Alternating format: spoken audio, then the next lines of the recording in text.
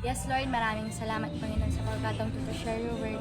I pray, Panginoon, na mas maintindihan ko pang salita, mas maintindihan ko ng bawat makikinig, Panginoon. Hayaan mo na masalo po namin yung pinaka-word po ninyo, O God. Speak to us, Lord, and we will listen. In Jesus' name, Amen. And share ko po, matatagpuan sa Genesis 25 verse 34. Sabi po dito, then Jacob gave Esau some bread and some lentils too.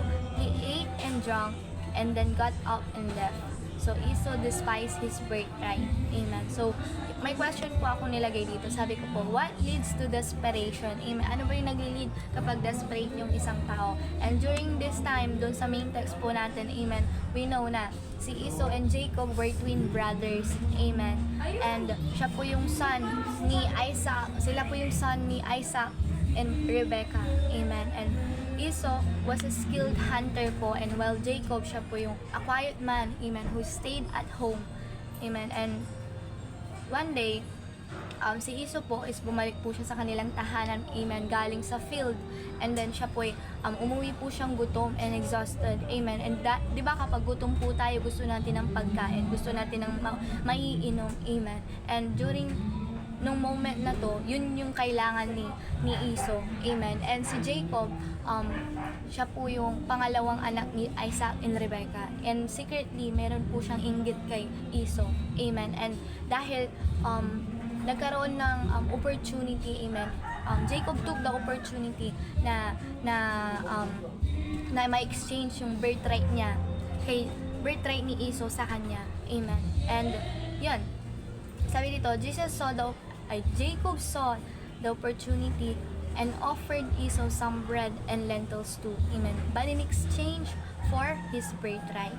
Ayan. So, sabi ko dito, desperate to satisfy his hunger, Esau agreed. Amen. Yun nga, dahil kailangan niya ng tubig, kailangan niya ng pagkain. Amen. Dahil desperado siyang mabusog. Amen. Nag-agree siya dun sa agreement nila ni Jacob. Amen. So he gave up something priceless for something temporary. Amen. Ano ba yung priceless na yun? Yung birthright niya. Kasi nga kapag panganay ka, amen, ikaw yung magi-inherit mostly ng kayamanan ng mga magulang mo. Amen. And yun, sabi ko po rito, if ikaw si Esau, amen, hindi masama yung mapagod at maubos ka. Amen. Because after all, we're human. Amen. Pero masama na dahil sa ganyang nararamdaman natin, mag-lead sa atin ng kasalanan. Amen. Tao lang din naman tayo. Amen. Minsan na-frustrate tayo sa isang bagay na nauubos tayo. Amen. Pero hindi dapat maging excuse yung emotion natin. Amen. Para mag-lead or gumawa tayo ng hindi maganda sa paningin ng Panginoon. Amen. So your feelings are valid, but we must learn to manage them with wisdom. Amen. So binigyan po tayo ng wisdom ni Lord. Amen. And sana gamitin natin yun sa bawat decision sa buhay natin. Wag yung emosyon yung mangunguna sa atin.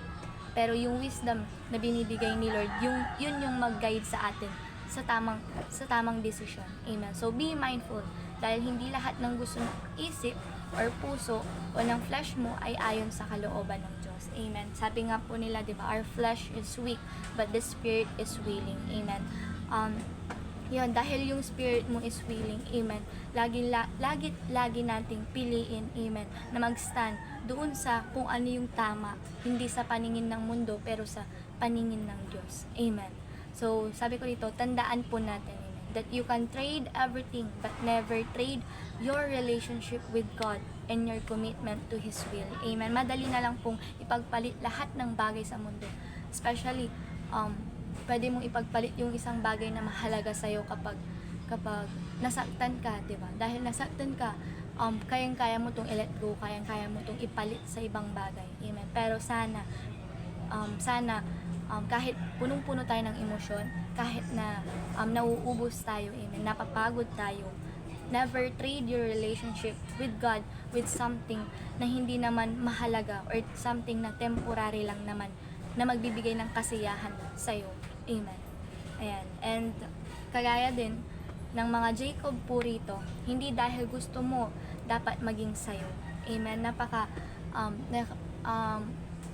Parang mentalidad na ng mundong ito na noantoy kabay ko, labay ko, di ba? Pero hindi, amen. Hindi dahil gusto mo, dapat makukuha mo. Amen. May mga bagay na gustuhin man, may mga bagay na gusto mo, pero dapat hindi magiging para sa'yo. Why? Kasi hindi yun yung kalooban ng Diyos. Amen. So, sabi ko rito, everything is permissible. Amen. But not everything is beneficial. Amen. So, before going and doing something, amen, ask yourself, will I glorify God in my life kapag ginawa ko to? Amen.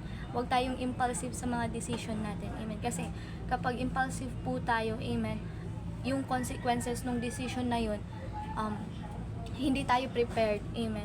And dahil nga doon sa decision na yung na ginawa natin, amen, yung decision na yung na ginawa natin, tapos nag-lead siya ng bad things sa atin, amen, tapos magli-lead sa atin na isisihin si Lord, di ba mali yun? Amen. Kaya sana, amen, bago tayo mag-decide, bago tayo gumawa ng action, amen, let us the Lord, amen, and you ask yourself, amen, will I glorify God in my life? Amen. Magbe-benefit ba siya sa sarili mo ng mabuti? Amen. So, not everything should go your way. Amen. Learn to be content, be grateful, and celebrate the victories of others. Amen. Hindi dahil wala ka, amen, ay may kulang na sa'yo. Amen.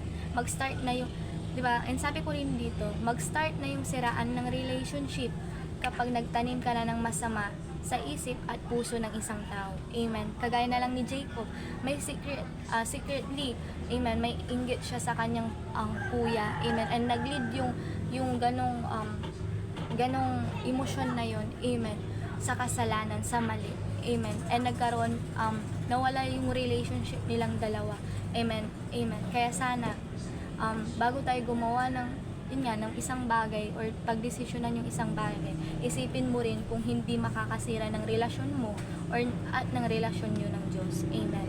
Kaya tama na yung inggitan, amen, yung pataasan or yung comparison sa isa't isa, amen, na kung anong meron sila at nang wala sa'yo. Amen. Like Jesus, look at others not with competition, amen, but with love and grace and peace. Amen. Di ba sabi lagi ni Mami, dapat tayo mga Kristiyano ay extension ng grasya at pag-ibig ng Diyos. Amen. Hindi tayo yung mag-uumpisa ng comparison or mag-uumpisa ng away sa isang tao. Amen. So, pasa the love. Amen. Not hatred, not jealousy, or envy. Amen. Tandaan, wag natin ipilit yung mga bagay na hindi talaga para sa atin. Amen.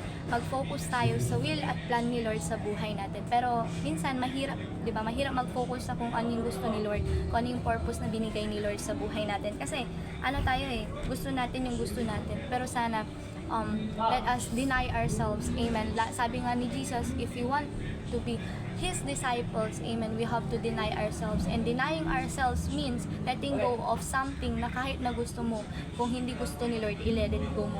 Amen. So, as a conclusion po, sabi ko dito, desperation can be dangerous. Amen. Kagaya na lang ni Jacob, dahil desperate siya dun sa birthright ni Esau. Amen. Nag-lead yun ng kasalanan. Kaya before kang ma-desperate sa isang bagay, amen, ask the Lord, amen, to guide you, amen, to redirect your emotions, your mind, amen, your heart, amen. Kaya before you desire and be desperate for something, ask the Lord for wisdom and lead your heart and mind in a right way, amen. So let every decision and action we take be for the glory of God, amen. So, yun lamang po. To God be all.